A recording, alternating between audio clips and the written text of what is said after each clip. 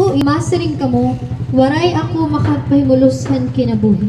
Hinomdome aniyo magburat samtang batanon pa kamo. Bayan kita sumiring. Aw batanon man lang ibig sabihin ako exempted na ako ito kaya ano lagas-lagas na ako. Diri mga kasangkayan, ang pagsiring na batanon nagre-represent ito yang kahulugan ito niya ibig sabihin. Hinomdome ani mo magburuat samtang may da pa kita kusog. May da pa kita kinabuhi. Hinumduman nato na naton magburuhat. Kay kita na mga tao gimbuhat kita naton Ginoo kay para unta magbantay, magtuman, haniya kabalauran, haniya mga sugo, mga kasangkayan. Ha? Ito nang gusto natin Ginoo. Nagbabalo siya ang mga tao na namimiling haiya. Hindi ko na po mga kasangkayan ito namimiling. Ibig sabihin, may da action, may da buwan, may da natin kinihimo para pinuon natin ang aton Ginoo.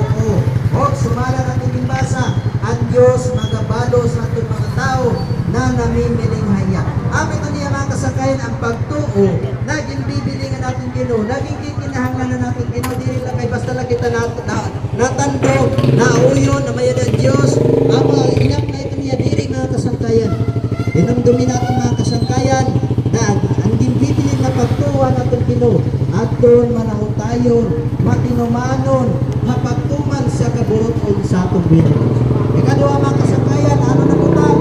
Ang kinahanglan buhaton sa tao para matuman natin ang kaburuton na natin Ginoo. Buhat, Kapitulo 17, versikulo 30, atong basahon. Hantuhan diri pa nakilala haiya ang mga tao, ginpabayan lahat Dios ang mga butang. Kundi yan na, iginsugo na niya nga magbasol hira kag ira mga sala. Okay. Barado mga kasangkayan ang pulong nato nabatian.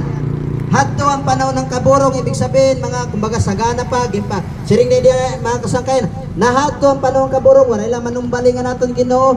Pero pagkaya na mga kasangkayan, sumalan pulong mga kasangkayan na ang siring nila nagsugo iya hatanan ng mga tao bisan diin na kailangan ang tao magbasol. Kailangan ang tao maginulsol kay ang tao kung dili nga niya magbasol, di nga niya maginulsol niya sala. Dili ko niya papasayloon na naton Ginoo. Kaya ang sign o simbolo mga kasangkayan o timaan na ang tao mapainobsanon is nagihinulsol. Han iya kasing-kasing mga kasangkayan. Nadirian natin dili mapinatas ko na tao. Ibig sabihin na nagbasol nga ni kita, ibig sabihin na-claim kita, naangkon kita, nakita ng mga tao, nakasala kita tubangan na atong Diyos, makasasala kita. Kaya sumala pa, Roma Kapitulo 3, versikulo 23, sanglit ang tanan nakasala o